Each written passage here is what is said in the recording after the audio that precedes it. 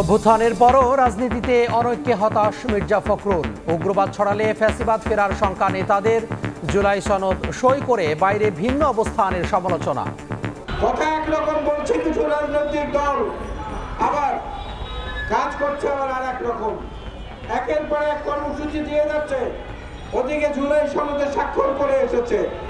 এত বড় একটা সুযোগ সৃষ্টি হয়েছে দেশটাকে আবার সুন্দর করবার। চারদিকে দেখছি যে একটা অনেকের সুর, তখন আমরা অনেকেই হতাশ হচ্ছি। নির্বাচনে ব্যবহার করা যাবে না ড্রোন, ঠেকাতে হবে এআই অপব্যবহার। সশস্ত্র সহ আইন শৃঙ্খলা বাহিনীর সব বিভাগের সঙ্গে বৈঠকে ইসি, সুষ্ঠু ভোটে ভূমিকা রাখার আহ্বান। দেখছিলেন প্রধান শিরোনাম। দুপুরের সময় সঙ্গে আছি আমি তোহা খান তামিম।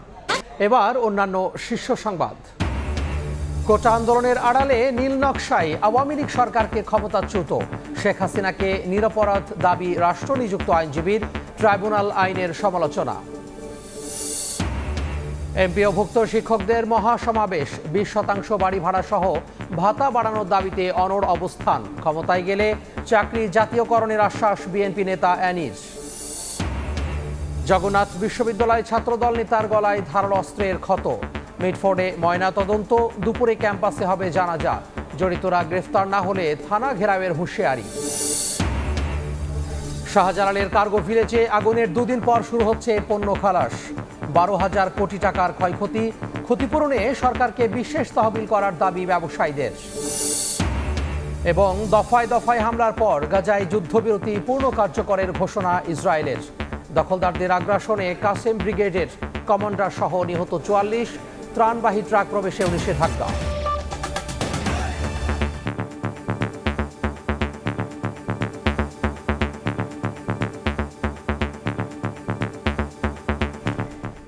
অস্ত্রসহ আইন শৃঙ্খলা বাহিনীর সব বিভাগের সঙ্গে ইসির বৈঠকের পর ব্রিফ করছেন কমিশন সচিব। আমরা সরাসরি চলে যাচ্ছি সেখানে। আজকের এই আলোচনায় এই সম্পর্কিত কোনো আলোচনা হয়নি। আজকের আলোচনাটা ছিল মূলত নির্বাচনকে সুষ্ঠু আরো সুন্দর করার জন্য প্রস্তুতিমূলক বিষয়। আপনি যে কথাটা বলেছেন এটার সাথে আজকের আলোচনার সাথে এর সাথে কোনো সূত্র ছিল না। আচ্ছা, লুট হওয়া ওনারা বলেছেন যে কিছু অস্ত্র এখনো পর্যন্ত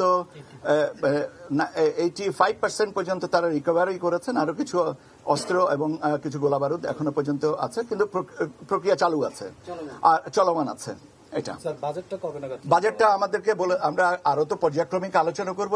একবারে বাজেটের কথাটা আসেনি, আমরা ধারাবাহিকভাবে আলোচনা করব। তখন আলোচনা করার পরে ফাইন টিউনিং করে যেটুকু বাজেট আসবে তখন করা যাবে। বাজেট তো একটা টেন্টেটিভ বাজেট তো সবসময়ই থাকে, কিন্তু সেটা তো গ্রহণযোগ্য একটা বাজেটের ব্যবস্থাটা অর্থ বিভাগে পাঠিয়ে ব্যবস্থা করতে সময় লাগবে। নির্বাচনে জেলা প্রশাসকদের যে দায়িত্বটা ছিল সবচেয়ে গুরুত্বপূর্ণ, রিটার্নিং কর্মকর্তা, এবার নির্বাচনের দায়িত্ব কারা আসলে থাকবেন এ বিষয়ে আজকে কোনো আলোচনা হয়নি। আপনাদের কোনো সিদ্ধান্ত আছে এ বিষয়ে আমাদের আজকের আলোচনায় এ সম্পর্কে কিছু নেই। এটা যদি আর ভবিষ্যতে যখন হবে তখন আপনাদেরকে জানিয়ে দেবো। আপনাদেরকে অনেক ধন্যবাদ। আমরা সরাসরি যুক্ত হয়েছিলাম নির্বাচন কমিশন থেকে। অভ্যুত্থান পরবর্তী সময়ে রাজনীতিতে অনৈক্য অত্যন্ত হতাশাজনক বলে মন্তব্য করেছেন বিএনপি মহাসচিব মির্জা ফখরুল ইসলাম আলমগীর। দুপুরে রাজধানীতে কৃতি শিক্ষার্থীদের সংবর্ধনা অনুষ্ঠানে তিনি বলেন, সততা ছাড়া পরিচ্ছন্ন রাজনীতি সম্ভব নয়। আলাদা কর্মসূচিতে বিএনপি নেতারা অভিযোগ করেন কিছু দল জুলাই সনদে স্বাক্ষর করে বাইরে এসে ভিন্ন কথা বলছে। উগ্রবাদ ছড়ালে ফ্যাসিবাদ ফেরার শঙ্কাও জানান তারা।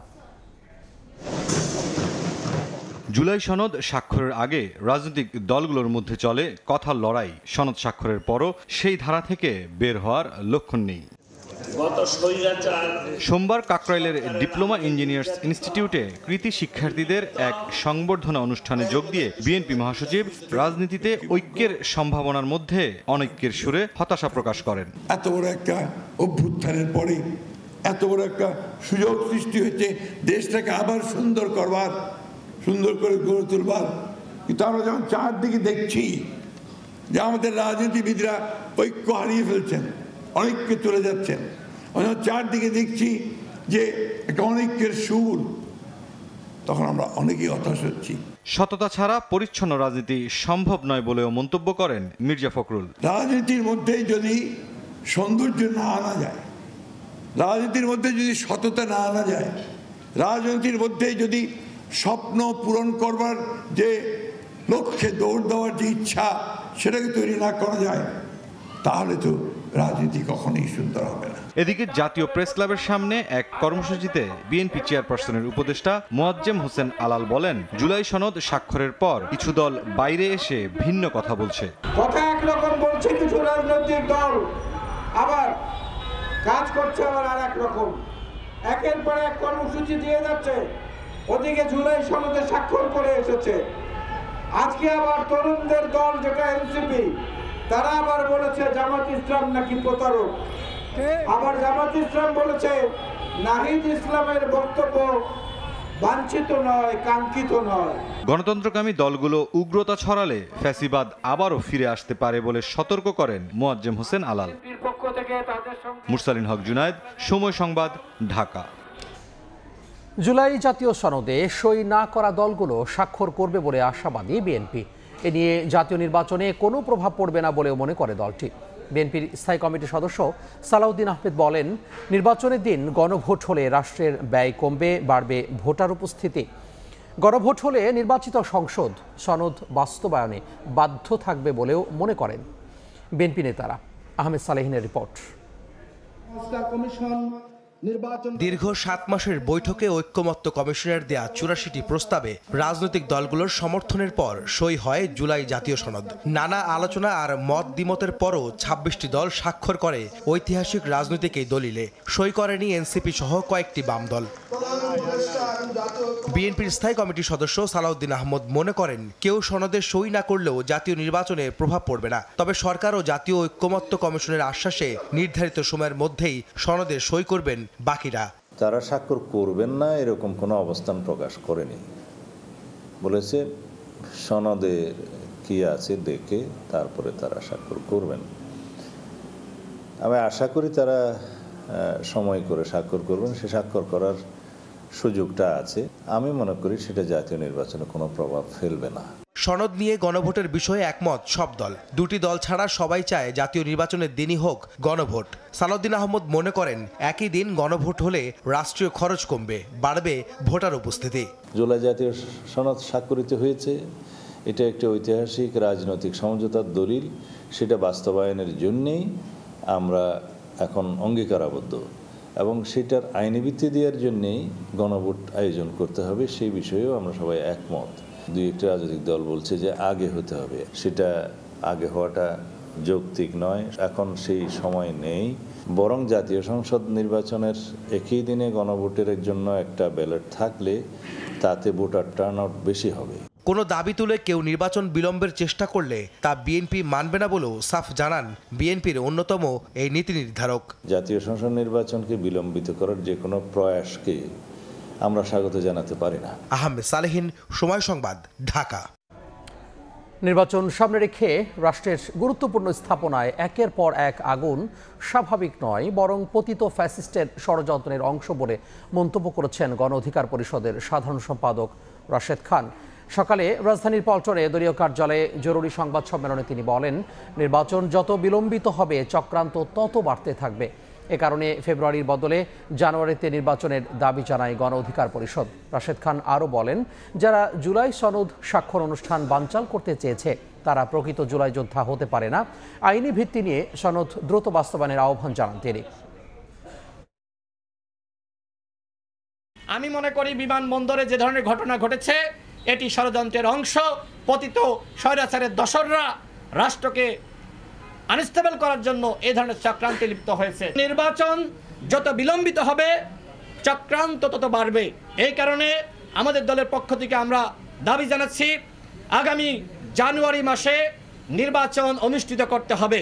আপনারা অনতিবিলম্বে জুলাই জাতীয় সনদ বাস্তবায়ন আদেশ জারি করেন। কোটা সংস্কার আন্দোলনের আড়ালে নীল নকশার মাধ্যমে আওয়ামী লীগ সরকারকে ক্ষমতাচ্যুত করা হয়েছে। শেখ হাসিনাকে নিরপরাধ দাবি করে ট্রাইব্যুনালে এমন দাবি করেন তার পক্ষে রাষ্ট্রনিযুক্ত আইনজীবী। তিনি আরও বলেন, শেখ হাসিনা আন্দোলনকারীদের রাজাকারের বাচ্চা বলেননি।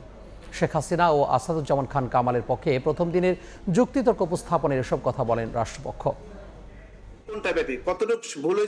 ট্রাইব্যুনাল আইনের সমালোচনা করে সোমবার প্রথম দিনের যুক্তিতর্ক শুরু করেন শেখ হাসিনা ও আসাদুজ্জামান খান কামালের পক্ষে রাষ্ট্রনিযুক্ত আইনজীবী। এই যে বক্তব্যগুলি প্রশাসনের পক্ষ থেকে যেভাবে বলেন, রাষ্ট্র পরিচালনায় আওয়ামী লীগ সরকারের কিছু ভুল ত্রুটি থাকলেও তারা দেশকে উন্নয়নের সোপানে পরিণত করেছেন। কোটা সংস্কার আন্দোলনের নামে নীল নকশার মাধ্যমে তৎকালীন সরকারকে ক্ষমতাচ্যুত করা হয়েছে মন্তব্য করে শেখ হাসিনা নিরপরাধ বলেও দাবি করেন রাষ্ট্রনিযুক্ত আইনজীবী। কোনো সরকারি ভুলের উঠে না, এইসব ভুল ত্রুটি সব সরকার আমলে হয়েছে, এই সরকারের আমলেও কিছু হয়েছে, কিন্তু যে ভুল ত্রুটিগুলি হয়েছে সেইটাকেই শুধু প্রাধান্য দিয়ে এর চাইতেও যে বেশি ভালো কিছু তৎকালীন সরকার করেছে 15 বছরে, সেই ভালো কিছুর কোনো রকমেরই কোনো প্রমাণ তারা তাদের ফর্মাচার্যে রাখেন নাই।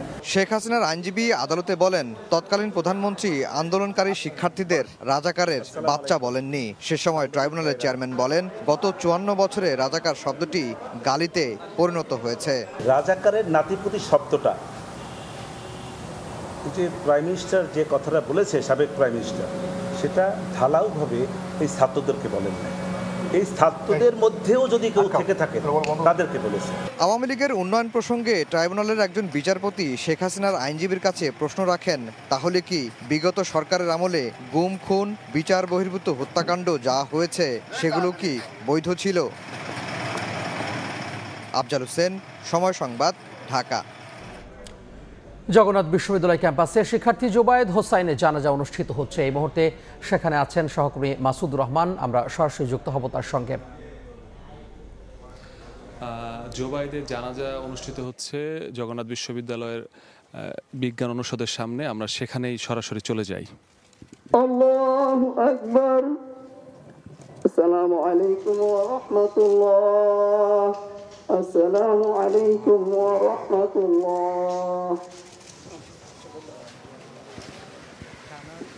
এইমাত্র জানাজা শেষ হলো এবং এখন মরদেহ নিয়ে অ্যাম্বুলেন্সে করে তার যে গ্রামের বাড়ি সেখানে নিয়ে যাওয়া হবে। এর আগে বিশ্ববিদ্যালয়ের পক্ষ থেকে উপাচার্য সহ শুরু করে তার সহপাঠী, জগন্নাথ বিশ্ববিদ্যালয়ের ছাত্রদল, কেন্দ্রীয় ছাত্রদল সহ সবাই এখানে বক্তব্য রাখেন এবং সবার কণ্ঠে একটি দাবি যে যত দ্রুত সম্ভব যে এই ঘটনায় যারা জড়িত তাদেরকে দৃষ্টান্তমূলক শাস্তির ব্যবস্থা করতে হবে এবং কোনোভাবেই কোনো কালক্ষেপণ করা যাবে না। তবে বিশ্ববিদ্যালয়ের একাধিক শিক্ষক অভিযোগ করেছেন, গতকাল যখন পরিবারের পক্ষ থেকে থানায় মামলা করতে গিয়েছিল, সেই মামলা না নিয়ে তাদেরকে দীর্ঘক্ষণ থানায় বসিয়ে রাখা হয়েছে। তো এই ধরনের অভিযোগ তারা করেছেন এবং তারা যেটি বলেছেন যে কোনোভাবেই কোনো ধরনের গাফিলতি কাম্য নয়। একবার গাফিলতি হয়েছে, সেই গাফিলতি যাতে ভবিষ্যতে পুনরাবৃত্তি না হয় সেই বিষয়টি তারা নিশ্চিত করার কথা বলেছেন। এবং তারা আরেকটি বিষয় যেটি বলেছেন যে এই যারা আইন শৃঙ্খলা বাহিনীর পক্ষ থেকে একটি আনুষ্ঠানিক সংবাদ সম্মেলন করা হবে। এই মামলার তদন্ত কতদূর এগিয়েছে লালবাগ বিভাগের উপকমিশনার যিনি রয়েছেন তিনি আমাদেরকে বিস্তারিত তুলে ধরবেন। পাশাপাশি এই ঘটনায় বিশ্ববিদ্যালয়ের পক্ষ থেকে 2 দিনের শোক ঘোষণা করা হয়েছে এবং সেই শোক সহ বিশ্ববিদ্যালয় কী কী কর্মসূচি পালন করবে এই ঘটনা ঘিরে সেগুলো তারা সেই সংবাদ সম্মেলনে তুলে ধরবেন। এই ছিল আসলে আমার কাছে জগন্নাথ বিশ্ববিদ্যালয়ের জোবায়েদ হত্যার সবশেষ তথ্য। সরাসরি যুক্ত ছিলাম জগন্নাথ বিশ্ববিদ্যালয় থেকে। এই মুহূর্তে কেন্দ্রীয় শহীদ মিনারে আছেন। 3 দফা দাবিতে কেন্দ্রীয় শহীদ মিনারে চলছে বেসরকারি এমপিওভুক্ত শিক্ষক কর্মচারীদের মহাসমাবেশ। দাবি মেনে নিয়ে প্রজ্ঞাপন জারি না করা পর্যন্ত কর্মসূচি চালিয়ে যাওয়ার ঘোষণা দেন শিক্ষক নেতারা। এদিকে বিএনপি সরকার গঠন করলে এমপিওভুক্ত শিক্ষকদের চাকরি জাতীয়করণ করা হবে বলে জানান বিএনপির যুগ্ম মহাসচিব শহীদউদ্দিন চৌধুরিয়ানী। বাড়ি ভাড়া 20%, মেডিকেল ভাতা 1500 টাকা ও উৎসব ভাতা 75% করার দাবিতে 8 দিনের অবস্থান কর্মসূচির পর কেন্দ্রীয় শহীদ মিনারে মহাসমাবেশের ডাক দেন বেসরকারি এমপিওভুক্ত শিক্ষক কর্মচারীরা। রোববার দেশের বিভিন্ন প্রান্ত থেকে আসা শিক্ষকেরা যোগ দেন কর্মসূচিতে। দাবি দেওয়া মেনে নেওয়া না হলে অবস্থান কর্মসূচি চালিয়ে যাওয়ার হুঁশিয়ারি দেন তারা। আমাদের ট্যাক্সের টাকায় আপনারা চলেন, আমাদেরকে আপনারা বিভিন্নভাবে এই 20%, 10%, 5%, 500 টাকা এই ধরনের এই ভুয়া প্রজ্ঞাপন থেকে আপনারা বিরত থাকুন। অভিভাবক, ছাত্রছাত্রী সকলেই যেহেতু আমাদের এই দাবির সঙ্গে একমত, তাহলে কেন আমাদের এই দাবিটা মেনে নেওয়া হচ্ছে না, এটা আমাদের বোধগম্য নয়। সরকার গেল, সরকার আসলো, কিন্তু সরকার যাবার আগে বলে শিক্ষার ক্ষেত্রে আমূল পরিবর্তন আনবে, কিন্তু ওই সেই সুনীল গঙ্গোপাধ্যায়ের মতন 54 বছরেও কেউ কথা রাখেনি, সবাই আসছে আর গেছে। শিক্ষকদের সমাবেশে যোগ দিয়ে বিএনপির যুগ্ম মহাসচিব শহীদুদ্দিন চৌধুরী অ্যানি বলেন, শিক্ষার আধুনিকায়ন ছাড়া কোনো সংস্কার সম্ভব নয়। বিএনপি সরকার গঠন করলে শিক্ষকদের চাকরি জাতীয়করণের প্রতিশ্রুতি দেন তিনি। শিক্ষকদের ন্যায্য দাবি, চাকুরির সুবিধা এবং রাষ্ট্রীয় নিরাপত্তা, এই বিষয়টিকে আমরা সবচেয়ে বেশি গুরুত্ব দিয়েছি। আপনাদের সঙ্গে আজকে আমাদের দলের পক্ষ থেকে একাত্মতা প্রকাশ করলাম। 3 দফা দাবিতে 12 অক্টোবর থেকে আন্দোলনে বেসরকারি প্রতিষ্ঠানের এমপিওভুক্ত শিক্ষকেরা রোববার বাড়ি ভাড়া 5% বৃদ্ধি করে সরকার প্রজ্ঞাপন দিলেও তা প্রত্যাখ্যান করে কর্মসূচি চালিয়ে যাওয়ার ঘোষণা দেন শিক্ষক নেতারা। সামদানি প্রত্যয়, সময় সংবাদ, ঢাকা। এই মুহূর্তে কেন্দ্রীয় শহীদ মিনারে আছেন সহকর্মী সামদানি প্রত্যয়, আমরা সরাসরি যুক্ত হব তার সঙ্গে। 1500 টাকা এবং উৎসব ভাতা 75% করার দাবিতে কেন্দ্রীয় শহীদ মিনারে সকাল থেকেই শিক্ষকদের মহাসমাবেশ চলছে। আমরা দেখছি দেশের বিভিন্ন প্রান্ত থেকে শিক্ষকরা এখানে জড়ো হচ্ছেন, স্লোগান দিচ্ছেন, কথা বলছেন, গানে কবিতায় তারা তাদের দাবিগুলোকে তুলে ধরছেন। এখানে আমরা দেখতে পাচ্ছি যে শিক্ষকরা তাদের যে দাবি দাওয়াগুলো রয়েছে সেই দাবি দাওয়াগুলোর পাশাপাশি তারা কিন্তু শিক্ষা উপদেষ্টার পদত্যাগের দাবিও করছেন। এবং একই সঙ্গে শিক্ষকদের পক্ষ থেকে গতকালকের মতো আজও একটি অভিযোগ উঠে আসছে যে তাদের যে শিক্ষকরা, কর্মচারীরা দেশের বিভিন্ন প্রান্ত থেকে যখন এখানে আসছেন সে সময় তাদেরকে পুলিশি বাধার মুখোমুখি হতে হচ্ছে, এমন একটি অভিযোগ কিন্তু শিক্ষকরা আমাদেরকে জানিয়েছেন। এই আন্দোলনের সঙ্গে বিভিন্ন রাজনৈতিক দল একাত্মতা জানিয়েছে। সেই রাজনৈতিক দলগুলোর একাত্মতা জানানোর কারণে শিক্ষকদের আন্দোলন আরও অনেক বেশি উজ্জীবিত হয়েছে বলে আমাদেরকে জানিয়েছেন শিক্ষক নেতারা। কিছুক্ষণ আগেই এখানে বিএনপির যুগ্ম মহাসচিব শহীদুদ্দিন চৌধুরী অ্যানি এসেছিলেন। তিনি এসে শিক্ষকদের প্রতিশ্রুতি দিয়েছেন যদি বিএনপি সরকার গঠন করে তবে বেসরকারি এমপিওভুক্ত সকল শিক্ষকদের সরকারিকরণ করা হবে এবং তিনি এটিও বলে গেছেন যে শিক্ষার মান উন্নয়ন ছাড়া প্রকৃত সংস্কার সম্ভব নয়। আমরা এখানে দেখছি শিক্ষকরা বারবার হুঁশিয়ারি দিচ্ছেন যে যদি তাদের দাবি মেনে না নেওয়া হয় তাহলে তারা যে অবস্থান কর্মসূচি চালিয়ে যাচ্ছে 9 দিন ধরে, আজকে 9ম দিন তারা অবস্থান কর্মসূচি চালিয়ে যাচ্ছে, এই 9ম দিনে এসে তারা হুঁশিয়ারি দিয়ে যাচ্ছেন এখনও যে যদি তাদের দাবি মেনে 3 দফা দাবিগুলো মেনে নিয়ে প্রজ্ঞাপন দেয়া না হয় তবে তারা তাদের অবস্থান কর্মসূচি ছেড়ে যাবেন না, তারা এখানেই থাকবেন এবং এই প্রজ্ঞাপনটি জারি করেই তারা ঘরে ফিরে যাবেন। একই সঙ্গে গতকালকের মতো আজও শিক্ষকরা আমাদেরকে জানিয়েছেন যদি তাদের দাবি মেনে না নেওয়া হয় তবে আসন্ন জাতীয় সংসদ নির্বাচনে যে সমস্ত নির্বাচনী দায়িত্ব শিক্ষকরা পালন করে থাকেন সেই দায়িত্বগুলো শিক্ষকরা পালন করবেন না। এই রকমের একটি হুঁশিয়ারি শিক্ষকরা আমাদেরকে দিয়েছেন। তবে এখন পর্যন্ত শিক্ষকদের এই অবস্থান কর্মসূচিতে সব কিছু শান্তিপূর্ণই রয়েছে। এখনও আমরা দেখতে পাচ্ছি দলে দলে শিক্ষকরা সেখানে যোগ দিচ্ছেন। তো কেন্দ্রীয় শহীদ মিনার থেকে এই ছিল আমার কাছে শিক্ষকদের অবস্থান কর্মসূচি নিয়ে সব শেষ। যুক্ত হয়েছিলাম কেন্দ্রীয় শহীদ মিনার থেকে। দুপুরের সময়ে আরও থাকছে। অর্থ আত্মসাতের মামলায় সাবেক গভর্নর আতিউর ও অর্থনীতিবিদ আবুল বারাকাতের বিরুদ্ধে চার্জশিট, ভুয়া কাগজপত্রের ভিত্তিতে ঋণ দেওয়ার অভিযোগ, আসামি আরও 25 জন।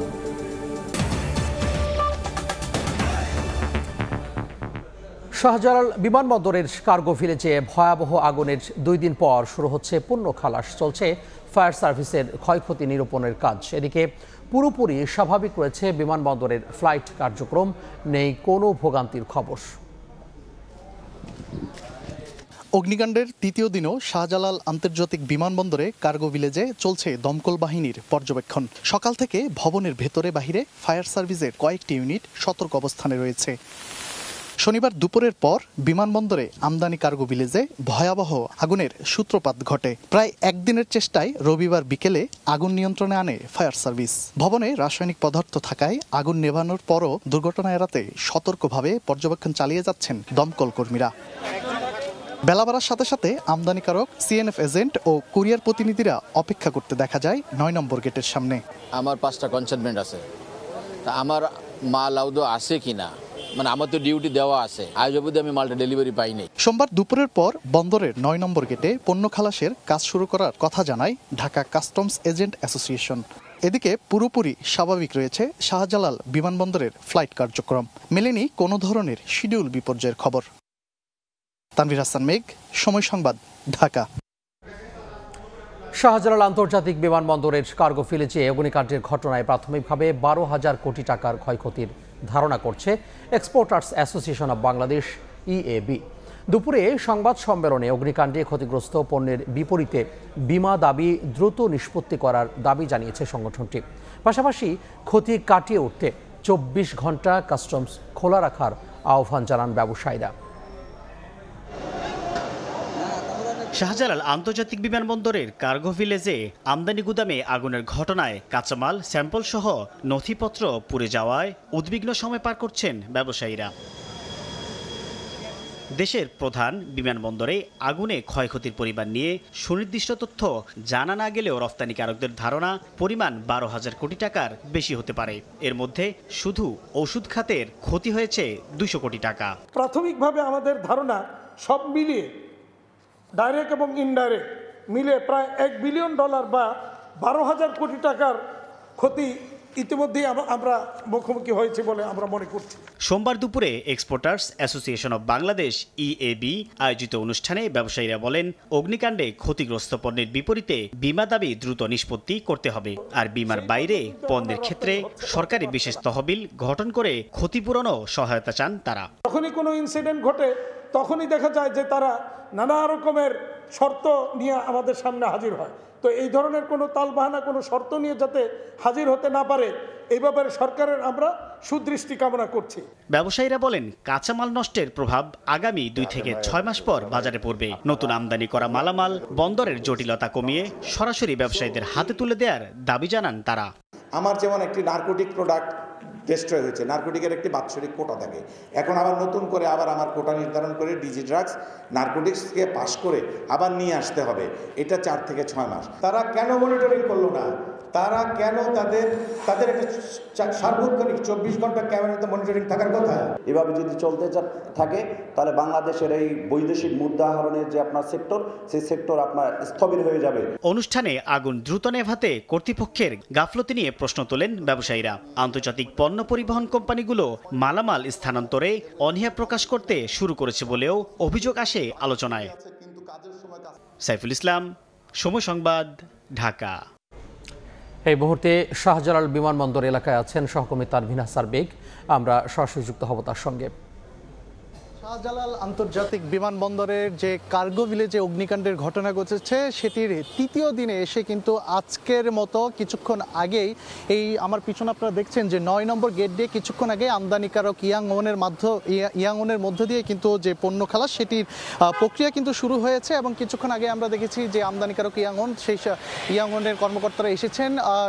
তারপরে কি আমরা দেখেছি যে ট্রাকের মাধ্যমে, কাভার্ড ভ্যানের মাধ্যমে তারা মূলত তাদের পণ্য নিয়ে যান এবং এখানকার দায়িত্বরত যে সকল কর্মকর্তারা রয়েছেন তারা কিন্তু পণ্য তাদেরকে বুঝিয়ে দিয়েছেন। অর্থাৎ বলা চলে আজকের দিনের এই প্রথম যে কার্যক্রম সেটি তারা ইয়াংওন আমদানিকারকের মাধ্যমেই কিন্তু তারা মূলত এই কার্যক্রম শুরু করেছে। অন্যদিকে আমরা সকাল থেকেই কিন্তু এই বিমানবন্দরের যে কার্গো ভিলেজ রয়েছে ঠিক কার্গো ভিলেজের 8 নম্বর গেটের দিকেও আমরা অবস্থান করেছি। এখন আমরা আছি 9 নম্বর গেটের দিকে। এই 9 নম্বর গেটের দিয়েই মূলত বিদেশ থেকে যে পণ্য আমদানি করা হয় সেই পণ্যের আমদানি পণ্য কিন্তু এই 9 নম্বর গেট দিয়ে কিন্তু খালাস করা হচ্ছে। সকাল থেকেই আমরা 8 নম্বর গেটের দিকে ছিলাম, সেখানে আমরা দেখতে পেয়েছি যে ফায়ার সার্ভিসের ভিতরে এবং বাইরে ইউনিট তাদের যে কার্যক্রম পরিচালনা করছেন এবং সেই সঙ্গে 8 নম্বর গেটের যে কার্গো ভিলেজটি রয়েছে, কার্গো ভিলেজের ঠিক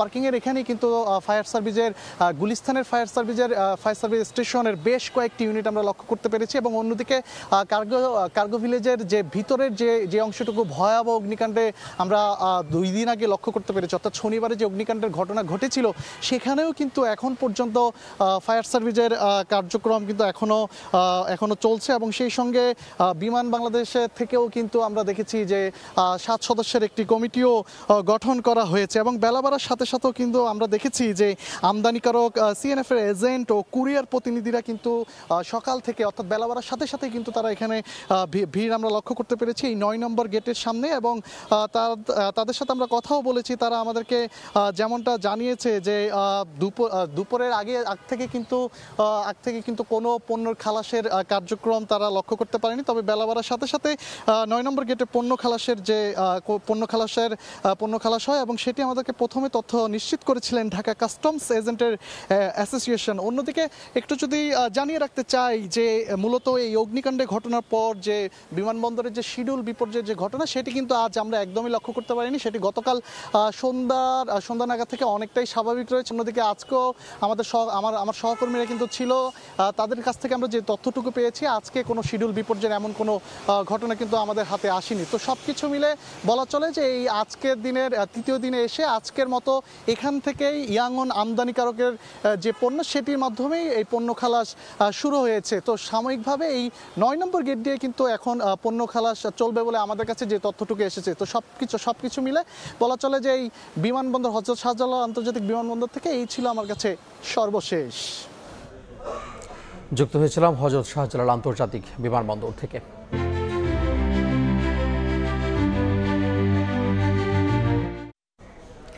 জনতা ব্যাংক থেকে ঋণের নামে 1130 কোটি টাকা আত্মসাতের মামলায় সাবেক গভর্নর আতিউর রহমান, জনতা ব্যাংকের সাবেক চেয়ারম্যান অর্থনীতিবিদ আবুল বারাকাত সহ 26 জনের বিরুদ্ধে অভিযোগপত্র অনুমোদন দিয়েছে দুদক। অভিযোগপত্রে বলা হয়, যোগ্যতা না থাকলেও ভুয়া কাগজপত্রের ভিত্তিতে অ্যানোনটেক্স গ্রুপের 22টি প্রতিষ্ঠানকে শর্ত শিথিল করে ঋণ দেওয়া হয়। তদন্তে বেরিয়ে এসেছে ঋণের নামে 531 কোটি 43 লাখ টাকা আত্মসাৎ করা হয়, যা সুদ আসরে বর্তমানে দাঁড়িয়েছে 1130 কোটি 18 লাখ টাকা। অন্য আসামিদের মধ্যে রয়েছেন অ্যানোনটেক্স গ্রুপের চেয়ারম্যান ইউনুস বাদল, বাংলাদেশ ব্যাংকের সাবেক ডেপুটি গভর্নর আবু হেনা মোহাম্মদ রাজি, সাবেক নির্বাহী পরিচালক নওশাদ আলী চৌধুরী, জনতা ব্যাংকের সাবেক পরিচালক জামাল উদ্দিন আহমেদ সহ মোট 26 জন। 10 বছরে অকেজো বরিশাল মহানগরে স্থাপন করা সিটি কর্পোরেশনের 4 শতাধিক সিসিটিভি ক্যামেরা। এর মধ্যে কেবল সহ চুরি হয়েছে 70টির বেশি, অথচ জানে না কর্তৃপক্ষ। বর্তমানে এসবের কোনো কার্যকারিতা না থাকায় নিরাপত্তা নিয়ে শঙ্কায় নগরবাসী। বাধ্য হয়ে 250-র বেশি ক্যামেরা স্থাপন করলেও তা পর্যাপ্ত নয় বলছে মহানগর পুলিশ।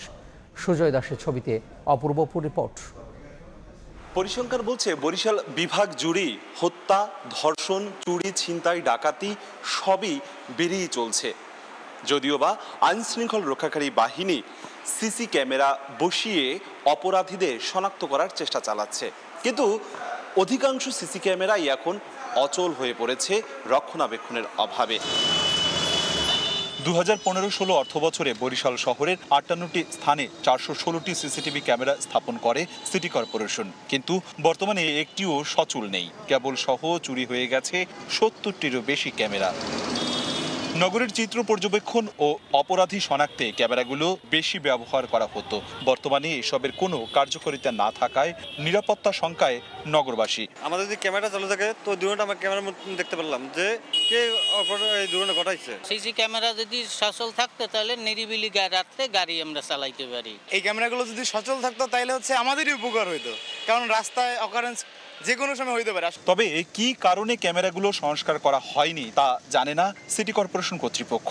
বর্তমানে আর্থিক সংকটের জন্য নতুন ক্যামেরাও স্থাপন করা সম্ভব নয় বলে জানান সংশ্লিষ্টরা। টাকা পয়সা একটু ঘাটতি আছে, যার জন্য আমরা এগোতে পারছি না। অর্থাৎ পর্যায়ক্রমে আমরা আর্থিক সামর্থ্যর প্রেক্ষিতে আমরা সামনের দিকে এগোবো আর কি। সিটি কর্পোরেশনের স্থাপিত ক্যামেরা অকেজো হওয়ায় শহরের 2 শতাধিক স্থানে গত 5 বছরে 260টিরও বেশি ক্যামেরা স্থাপন করে মহানগর পুলিশ। তবে নিরাপত্তা নিশ্চিতে আরও সিসিটিভি স্থাপন প্রয়োজন বলছেন নগর পুলিশ প্রধান।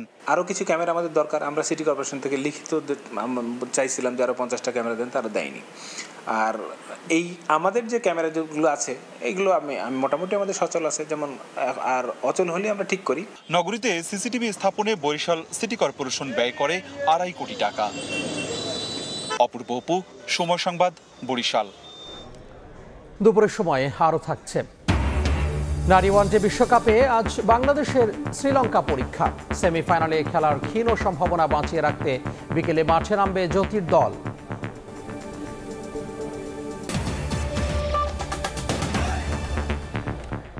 তিন মাসের প্রকল্প শেষ হয়নি প্রায় 2.5 বছরেও। সরকার পতনের পর পিরোজপুরের তারাবুনিয়া গার্ডার সেতুর কাজ শেষ না করেই পালিয়েছে ঠিকাদার।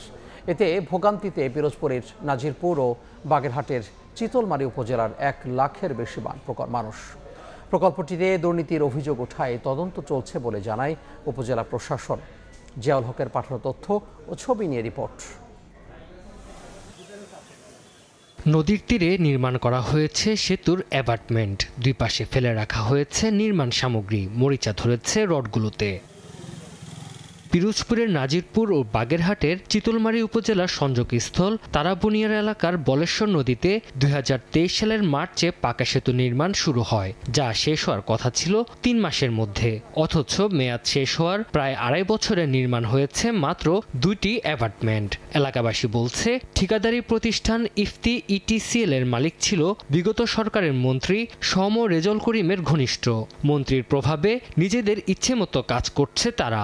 2024 সালের 5 আগস্ট সরকার পতন হলে ঠিকাদার পালিয়ে যায়। এদিকে সেতু নির্মাণ না হওয়ায় ভোগান্তিতে 2 উপজেলার 1 লাখের বেশি মানুষ। খুলনা জেলা, বরিশাল জেলা অন্তত কোন হকে 60-70টা গ্রাম আছে। এই হিন্দি সমস্ত কিছু তরকারি, মাছ, ছাগল তাও এইখান থেকে পার হয়। আওয়ামী লীগ সরকার থাকতে মন্ত্রী আমাদের সমারে জাউল করিম, তার ভাই করছে কাজটা। এখন দীর্ঘদিন ফেলানো রয়েছে, তারা তো নাই এলাকায়, দেশে নাই। স্কুলে যাতায়াতে আসতে সমস্যা হয়। পানি তলিয়ে গেলে তখন আমাদের ব্রিজটা তলায় যায়, আমরা হাঁটাচলা করতে পারি না। কয়েকদিন পর পর এই ব্রিজটা হয়ে যায়, মানে ভাঙে যায়, আবার মেরামত করতে সমস্যা হয়। যদি ব্রিজটা হতো তাহলে আমাদের খুবই উপকার হতো। নাজিরপুর উপজেলা প্রশাসন বলছে, প্রকল্পটি দুর্নীতির অভিযোগ রয়েছে, এই কারণে বিষয়টি তদন্তাধীন রয়েছে। তবে থেমে থাকা প্রকল্পগুলোর তালিকা স্থানীয় সরকার বিভাগে পাঠানো হয়েছে। এ বিষয়ে এলজিইডির উপজেলা বা জেলা অফিসের কোনো কর্মকর্তা ক্যামেরার সামনে কথা বলতে রাজি হননি। দুর্নীতির অভিযোগ যেই প্রকল্পগুলোতে রয়েছে সেই প্রকল্পগুলোতে আপাতত বরাদ্দ স্থগিত রয়েছে। এই প্রকল্পের দুর্নীতির অভিযোগ সমাধান আশা করছি খুব দ্রুত সম্ভব হবে। প্রকল্পগুলো আবার সেখানে পুনরায় বরাদ্দ দেওয়া হবে। 35 মিটার দীর্ঘ তারাবুনিয়ার গার্ডার সেতুর নির্মাণ ব্যয় ধরা হয় 3,51,14,000 টাকা। সময় সংবাদ, পিরোজপুর। সংস্কারের অভাবে চলাচলের অনুপযোগী হয়ে পড়েছে ঝালকাঠি পৌরসভার গুরুত্বপূর্ণ 16টি সড়ক। পৌরবাসীর অভিযোগ, বিষয়টি কর্তৃপক্ষকে জানানো হলেও মিলছে না সমাধান। পলাশ রায়ের পাঠানো তথ্য, শামীম হোসেনের ছবি নিয়ে রিপোর্ট। খানাখন্দে ভরা সড়ক, বেশিরভাগ অংশের কার্পেটিং উঠে গেছে। বৃষ্টিতে সৃষ্টি হয়েছে জলাবদ্ধতা। দীর্ঘদিন সংস্কারের অভাবে বেহাল দশা ঝালকাঠি পৌরসভার গুরুত্বপূর্ণ 16টি সড়কের। ছোট বড় গর্ত সৃষ্টি হয়ে অনেক অংশ চলাচল অনুপযোগী হয়ে পড়েছে। পৌরবাসী বলছেন, বিষয়টি কর্তৃপক্ষকে জানানো হলেও মিলছে না সমাধান। এতে চরম ভোগান্তিতে আছেন তারা। অনেক রাস্তায় আছে যে আমরা রিক্সা নিয়ে কি জন্য, রাস্তাটা এত খারাপ, হাইটে দিতে হয়। আমরা বহুবার প্রশাসনের শরণাপন্ন হয়েছি, ইলেকট্রনিক্স মিডিয়ার মাধ্যমে আমরা দৃষ্টি আকর্ষণ করার চেষ্টা করেছি, কিন্তু কোনো লাভ হয়নি। এরকম রাস্তা 3 সাইড, এতে গাড়ি ঘোড়ার 2 সপ্তাহের মধ্যে লিক হয়। এখানেরটা এই অবস্থা। আমরা ভিতরে বহু রাস্তা আছে যে রাস্তা চলাচলের কোনো উপযোগী নাই মানুষের। পৌরসভার কোনো সুবিধা থেকে, বিশেষ করে রাস্তার সুবিধা থেকে আমরা পুরোপুরি বঞ্চিত। মানুষ চলাচল করে, এদিকে আসতে চায় না, রিক্সাওয়ালা আসতে চায় না। পৌরসভা কর্তৃপক্ষ বলছে, এর মধ্যে 5টি সড়কের জন্য বরাদ্দ এসেছে। পর্যায়ক্রমে সব সড়কের সংস্কারের আশ্বাস সংশ্লিষ্ট কর্মকর্তার। আমাদের এই প্রত্যেকটা রাস্তায় আমাদের সিটিসিআরপি প্রকল্পের প্রথম ও দ্বিতীয় এবং তৃতীয় ফেজে এটা অ্যাপ্রুভড করা আছে। ইতিমধ্যে প্রথম পর্যায়ের কাজ 5টি রাস্তার কাজ শেষ পর্যায়ে আছে, দ্বিতীয় পর্যায়ে 3টি এবং সর্বশেষ পর্যায়ে আমরা 8টি 11টি রাস্তা হয়ে গেলে এই শহরে আসলে আর কোনো রাস্তা ব্যবহার অনুপযোগী থাকবে না এবং জনগণের ভোগান্তি অনেকাংশেই লাঘব হবে। পৌর কর্তৃপক্ষের তথ্য মতে সড়কের বেহাল দশার কারণে ভোগান্তিতে আছেন পৌরসভার 50,000 বাসিন্দা। সময় সংবাদ, ঝালকাঠি। জলবায়ু পরিবর্তনের বিরূপ প্রভাব বাড়ছে দেশের কৃষিতে। এবার যেমন বর্ষার শেষে বেশি বৃষ্টিপাতে ব্যাহত হয়েছে সবজির চাষ, ক্ষতির মুখে পড়েছেন চাষিরা। শুধু তাই নয়, জেগেছে শীতকালীন সবজির সরবরাহ সংকটের আশঙ্কাও। মানিকগঞ্জ ও মুন্সিগঞ্জ ঘুরে এসে ফরহাদুর রহমানের রিপোর্ট। প্রাণ প্রকৃতির জন্য আশীর্বাদ হিসেবে বিবেচিত হয় বৃষ্টি, তবে এই বৃষ্টি আবার ক্ষতির কারণ হয়ে দাঁড়ায় কখনো কখনো, ভাসিয়ে নেয় কৃষকের ফসল, জীবিকা। মানিকগঞ্জের কৃষক রশিদের জন্য এবার দুর্ভাগ্য বয়ে এনেছে বর্ষার শেষ ভাগের অতিবৃষ্টি। 40% জমি থেকে গত বছর প্রায় 50,000 টাকার পোশাক বিক্রি করলেও এবার 5 থেকে 10,000 টাকাও পাবেন কিনা তা নিয়েও আছে শঙ্কা। এর মধ্যে ফরিদ গেছে 12টা, 600 টাকার ফরিদের দাম গেছে, টোটাল 30-32 টাকা খরচ গেছে 6.5 লইয়া। এখন পর্যন্ত এই যে 5,000 টাকা, যদি ভালো হইতো তো পাইকারে 40-50,000 টাকা লই দিত। শাক বুনছিলাম, আবার লাল শাক বুনছি, মূলা বুনছিলাম, পটল বুনছিলাম, সবই তো মার খেয়েছি। শুধু মানিকগঞ্জ নয়, সারা দেশে এবারের আশ্বিনের বৃষ্টি ভুগিয়েছে কৃষকদের। শীতের আগাম সবজির বাড়তি লাভের আশায় গড়ে বালি। এটা ফার্স্ট আমি পটল লাগাইছিলাম। পটল কিছুদিন পরে গাছে ওইটাই জাংলার উপরে উঠছে, উঠার পরে বৃষ্টির কারণে ওই গাছ সব মারা গেছে। তারপরে এই দুন্দুল লাগাইছি, এই দুন্দুলকে এখনও দুন্দুলও শেষ। তারপরে লাগাইছি বটবুড়ি লাগাইছি, এটার পরে এটাও শেষ। আমার বয়সে আমি এমন বৃষ্টি যাইনি, আর সব বৃষ্টি বেশি হয়েছে, 7 দিন 5 দিন হয়েছে, কিন্তু 6 মাসের বৃষ্টি আমি যাইনি, একটা দিন আপনার কামাই যায় না। বৃষ্টির কারণে, পানি জমাটের কারণে আমরা করতে পারতেছি না। আর সামনে আমরা যেই পরিস্থিতি দেখতেছি, আমরা ঢাকা শহরে আপনার চাইরানি শাকসবজিও পাঠাইতে পারব না।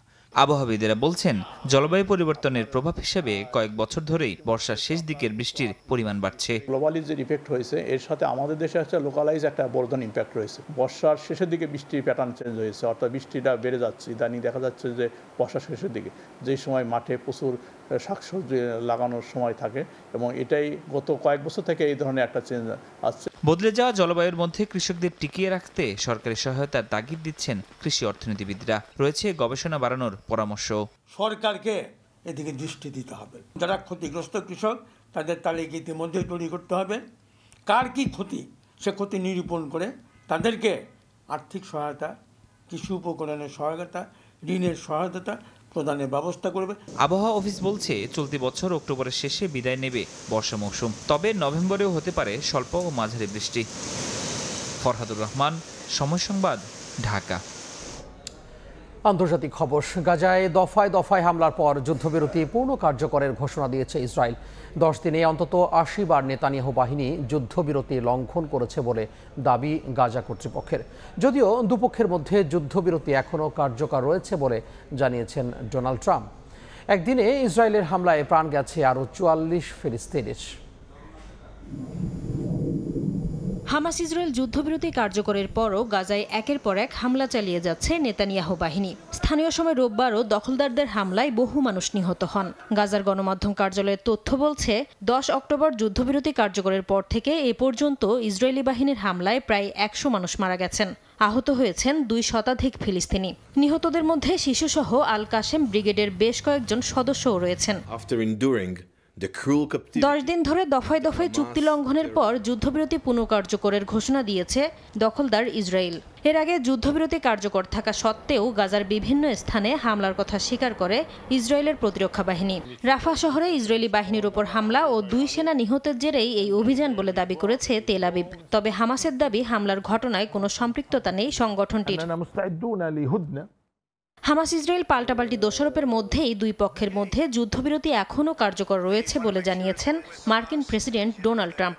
যুক্তরাষ্ট্রের মধ্যস্থতায় হওয়া এই চুক্তি শান্তিপূর্ণভাবে টিকে থাকবে বলেও আশা প্রকাশ করেন তিনি। চলমান পরিস্থিতিতে মার্কিন দূত স্টিভ উইটকফ ও ট্রাম্পের জামাতা জ্যারেড কুশনারের ইসরায়েলে যাওয়ার কথা রয়েছে। বিশ্লেষকরা বলছেন, গাজায় ত্রাণ প্রবেশ সহ যুদ্ধবিরতির সব চুক্তি মেনে চলতে বাধ্য করতে উভয় পক্ষকে চাপে রাখার বিকল্প নেই। নাসরিন রুমি, সময় সংবাদ। কাতার ও তুরস্কের মধ্যস্থতায় পাকিস্তান ও আফগানিস্তানের যুদ্ধবিরতি চুক্তিকে স্বাগত জানিয়েছে ওমান। দোহাই বৈঠকে এই চুক্তি সই সঠিক পথে প্রথম পদক্ষেপ হিসেবে আখ্যা দেন পাকিস্তানের পররাষ্ট্রমন্ত্রী ইশাক দার। কাতারের দোহায় বৈঠকে বসে পাকিস্তান ও আফগানিস্তান। সীমান্তে ক্রমবর্ধমান সংঘর্ষ ও নিরাপত্তা হুমকির পরিপ্রেক্ষিতে দুই দেশ সিদ্ধান্ত নেয় অবিলম্বে যুদ্ধবিরতিতে যাওয়ার। আলোচনায় পাকিস্তানের প্রতিরক্ষামন্ত্রী খাজা আসিফের নেতৃত্বে উচ্চ পর্যায়ের প্রতিনিধি দল অংশ নেয়। আফগানিস্তানের পক্ষ থেকে উপস্থিত ছিলেন আফগান মন্ত্রী মুল্লা ইয়াকুব ও তালেবান প্রশাসনের জ্যেষ্ঠ কর্মকর্তারা। পরে যুদ্ধবিরতি চুক্তিতে স্বাক্ষর করে দুই দেশ। এ চুক্তিকে সঠিক পথে প্রথম পদক্ষেপ হিসেবে আখ্যা দেন পাকিস্তানের পররাষ্ট্রমন্ত্রী ইশাক দার। তিনি বলেন, তুরস্কে পরবর্তী বৈঠকে এমন একটি পর্যবেক্ষণ কাঠামো গঠন করা হবে যা সীমান্তে সন্ত্রাসবাদের উৎস সুনির্দিষ্টভাবে পর্যবেক্ষণ করতে পারবে। চুক্তির মধ্যস্থতাকারী হিসেবে কাতার ও তুরস্ক দুই দেশই সন্তোষ প্রকাশ করেছে। দোহায় আলোচনার পর এক বিবৃতিতে তুরস্ক জানায়, দুই দেশের মধ্যে স্থায়ী শান্তি ও স্থিতিশীলতা প্রতিষ্ঠার পথে এটি ইতিবাচক পদক্ষেপ। পাশাপাশি সীমান্ত উত্তেজনা প্রশমনে এই সমঝোতা কার্যকর ভূমিকা রাখবে বলে আশা প্রকাশ করে কাতারও। এদিকে তুরস্ক কাতারের পাশাপাশি পাকিস্তান আফগানিস্তান চুক্তিকে স্বাগত জানায় ওমান। একই সঙ্গে কাতার ও তুরস্কের মধ্যস্থতার প্রশংসা করে দেশটি। মার্কিন কূটনীতিক জালমে খালিলজাদ এই চুক্তিকে দোহা থেকে আসা সুখবর বলে আখ্যা দেন। তবে সাবেক মানবাধিকার মন্ত্রী শিরিন মাজারি সতর্ক করে বলেন, যুদ্ধবিরতি চুক্তিতে তেহরিক ই তালেবান পাকিস্তান টিটিপি এর প্রসঙ্গ অনুপস্থিত, যা ভবিষ্যতে জটিলতা তৈরি করতে পারে। আগামী 25 অক্টোবর তুরস্কের ইস্তাম্বুলে পাকিস্তান আফগানিস্তানে পরবর্তী বৈঠক বসবে, যেখানে আলোচনার দ্বিতীয় ধাপে যুদ্ধবিরতি স্থায়ী শান্তি চুক্তিতে রূপ নিতে পারে বলে আশা করছেন বিশ্লেষকরা। অর্জিতা শেহজিন, সময় সংবাদ। হংকং আন্তর্জাতিক বিমানবন্দরে অবতরণের সময় একটি কার্গো বিমান রানওয়ে থেকে ছিটকে সাগরে পড়ে গেছে। এ সময় একটি গাড়িতে ধাক্কা লাগায় 2 জন নিহত হয়েছেন, আহত হয়েছেন 4 ক্রু সদস্য। এ ঘটনায় অবতরণের জন্য নির্ধারিত অন্তত 11টি কার্গো ফ্লাইট বাতিল করা হয়েছে। সাগরের পানিতে ডুবে আছে বিমানের একটি অংশ, মাঝখান থেকে ভেঙে 2 টুকরো হয়ে গেছে উড়োজাহাজটি। স্থানীয় সময় সোমবার ভোরে হংকং আন্তর্জাতিক বিমানবন্দরে পৌঁছায় দুবাই থেকে আসা এমিরেটস বোয়িং EK9788 কার্গো বিমান। উত্তর দিকে রানওয়েতে অবতরণের সময় বিমানটি একটি টহল গাড়ির সঙ্গে ধাক্কা খেয়ে সাগরে ছিটকে পড়ে। দুর্ঘটনার সময় গাড়িতে থাকা 2 কর্মী সাগরে পড়ে যান। একজনকে ঘটনাস্থলেই মৃত ঘোষণা করা হয়, আর হাসপাতালে নেয়ার পর অপরজনের মৃত্যু হয়। আহত হয়ে হাসপাতালে ভর্তি কয়েকজন ক্রু সদস্য। ঘটনার পরপরই বিমানবন্দরে অবতরণের জন্য নির্ধারিত অন্তত 11টি কার্গো ফ্লাইট বাতিল করা হয়। কী কারণে এমন ঘটনা তা জানতে শুরু হয়েছে তদন্ত। এক বিবৃতিতে এমিরেটসের মুখপাত্র জানান, বিমানটি তুরস্কের অ্যাক্ট এয়ারলাইন্স থেকে ভাড়া নেওয়া হয়, তারাই এটি পরিচালনা করে। হংকং আন্তর্জাতিক বিমানবন্দরে এ ধরনের দুর্ঘটনা অত্যন্ত বিরল বলে মনে করা হচ্ছে। দীর্ঘদিন ধরেই নিরাপত্তা ইস্যুতে ভালো সুনাম রয়েছে বিমানবন্দরটির। রাইসা জান্না, সময় সংবাদ। 3 বছর মেয়াদে 5 লাখ শ্রমিক নেবে ইতালি। স্পন্সর ভিসার মাধ্যমে আবেদন প্রক্রিয়া শুরু হচ্ছে আগামী 23 অক্টোবর থেকে। ক্লিক ডে অনুষ্ঠিত হবে ফেব্রুয়ারিতে। প্রতিবারের মতো এবারও দালাল চক্র সক্রিয়, তাই বাংলাদেশিদের সতর্ক থাকার আহ্বান জানিয়েছেন ইতালি প্রবাসীরা। হাসান মাহমুদের তথ্যচিত্রের রিপোর্ট। বিশ্বের অন্যতম শিল্প ও পর্যটন নির্ভর দেশ ইতালি তাদের শ্রমবাজারের ঘাটতি পূরণের লক্ষ্যে এবার 3 বছর মেয়াদী 5 লাখ শ্রমিক নেওয়ার সিদ্ধান্ত নিয়েছে। স্পন্সর ভিসায় শ্রমিক নেওয়ার আবেদন প্রক্রিয়া শুরু হচ্ছে 23 অক্টোবর থেকে। বিশ্বের নন ইউরোপিয়ান 38টি দেশ থেকে কর্মী নেবে ইতালি সরকার। 23 অক্টোবর সকাল 9টা থেকে আগামী 7 ডিসেম্বর পর্যন্ত আগাম ফর্ম পূরণের মাধ্যমে আবেদন প্রক্রিয়া শুরু হচ্ছে। অন্যান্য বছরের চেয়ে এবার এই আবেদন প্রক্রিয়ায় জটিল আইন প্রণয়ন করায় দক্ষ ব্যক্তি এবং সঠিক মালিক ছাড়া আবেদন করা অনেকটাই কঠিন। তবে দালাল চক্রের খপ্পর থেকে সতর্ক থাকার আহ্বান জানিয়েছেন প্রবাসী বাংলাদেশিরা। দালাল থেকে সাবধান থাকবেন, কারণ এই দেশে গভর্নমেন্ট জর্জা মেলোনি অত্যন্ত কঠিন আইন করছে যে মালিকদের ব্যাপারে মালিকদের প্রত্যেক মালিকের ডকুমেন্ট 100% ওকে থাকলে ভিসা দিবে, না হলে দিবে না। ভালো মানুষ, ভালো এজেন্সি হোক আর ভালো লোক যারা এগুলি কোয়ালিফাইড লোক ওদেরকে ফলো করবেন, আদারওয়াইজ অন্য কাউকে বিশ্বাস করবেন না। ইতালিতে শ্রমিক ঘাটতি লেগে আছে। 2023 থেকে 2025 সাল পর্যন্ত 3 বছরে 4,52,000 এবং পরে কোটা বাড়িয়ে তা 5 লাখের মতো করা হয়েছিল। 2026 সালের জন্য আবেদনকারীদের ক্লিক ডে অনুষ্ঠিত হবে 12 জানুয়ারি, 9 ফেব্রুয়ারি, 16 ফেব্রুয়ারি এবং 18 ফেব্রুয়ারি। আগাম ফর্ম পূরণকারীরা ওই দিন সকাল 9টায় ক্লিক করে তাদের আবেদন পাঠাতে পারবেন সুনির্দিষ্ট পোর্টালে। এবার স্বয়ংক্রিয়ভাবে মালিক এবং শ্রমিকের তথ্য যাচাই করে সঠিক ব্যক্তিদের ভিসার অনুমতিপত্র দেয়া হবে। ফলে বাংলাদেশিদের জন্য ঢাকায় ভিসা প্রাপ্তির ক্ষেত্রে হয়রানির শিকার হতে হবে না বলে মনে করছেন সংশ্লিষ্টরা। সময় সংবাদ, ইতালি। নারী ওয়ানডে বিশ্বকাপের খবর। সেমিফাইনালে খেলার ক্ষীণ সম্ভাবনা বাঁচিয়ে রাখতে আজ শ্রীলঙ্কার মুখোমুখি হবে বাংলাদেশ নারী ক্রিকেট দল। ম্যাচ শুরু হবে বাংলাদেশ সময় বিকেল 3:30টায়। পাকিস্তানকে হারিয়ে আসরের শুরুটা দুর্দান্ত করলেও পরে টানা 4 হারে সেরা 4-এর রেস থেকে অনেকটা ছিটকে যায় নিগার সুলতানা জ্যোতির দল। টেবিলে তাদের অবস্থান 6 নম্বরে।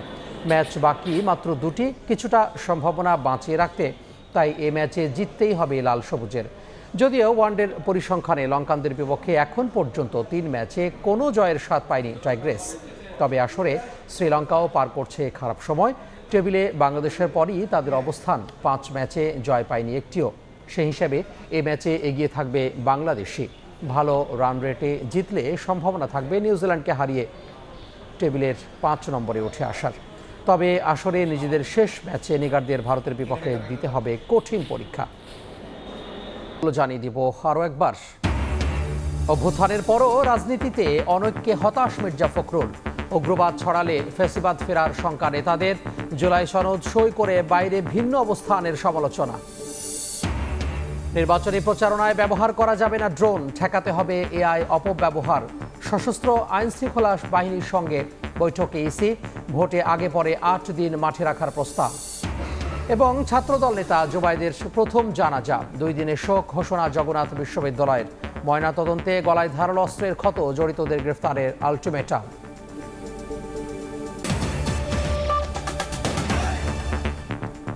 এই ছিল দুপুরের সময়। এরপর সময় সংবাদ নিয়ে সঙ্গে থাকবেন সহকর্মী সাদিক হাসান ইমন।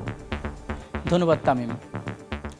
সময় সংবাদ নিয়ে আসছে কিছুক্ষণ পর, সঙ্গে থাকুন সময়ের।